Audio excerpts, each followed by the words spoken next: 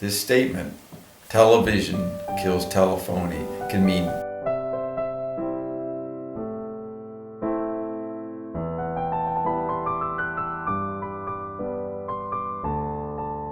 so.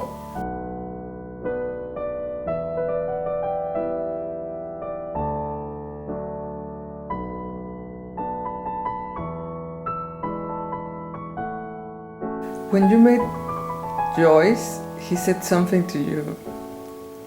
He said television kills telephony in Brothers Broil. Some people would pronounce it television kills telephony in Brothers Broil. Telephony was a term 120 years ago for the telephone world, the telephone networks. So television kills telephony or telephony in Brothers Broil. The eyes demand their turn. Let them be seen. That is in the middle of page 52 of Finnegan's Wake. Television kills telephony. Broil. Brothers Broil. Telephony in Brothers Broil. Television kills telephony. Television kills telephone. Television telephony. Television kills telephony. In Brothers Broil. Television kills telephony. Telephony in Brothers Broil. Television kills telephony. In Brothers Broil. Television kills telephony. Television kills telephony.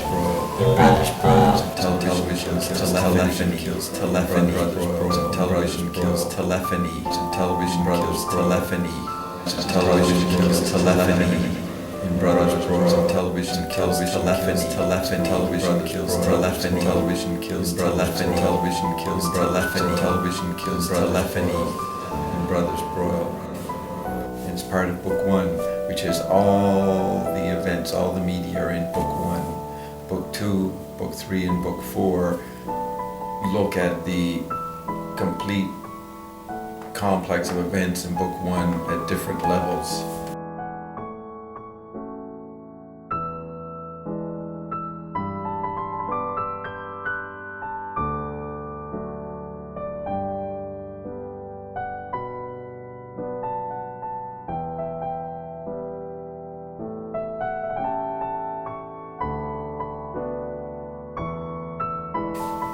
It's part of Book 1, which has all the events, all the media are in Book 1.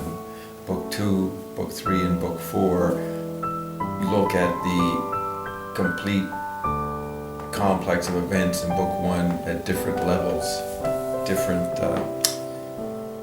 what's called levels of exegesis, the symbolic level, the human conduct and standards, moral level, and then the final eschatological level in Book 4, which is the ultimate mysteries. So,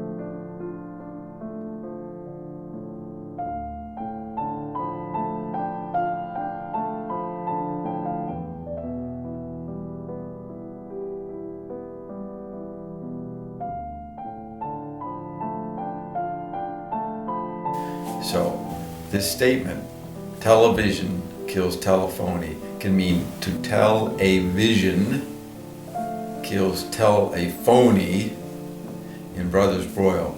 But I like to look at it as television kills telephone in Brothers Broil.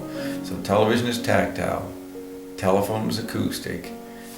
They make the eyeball impossible.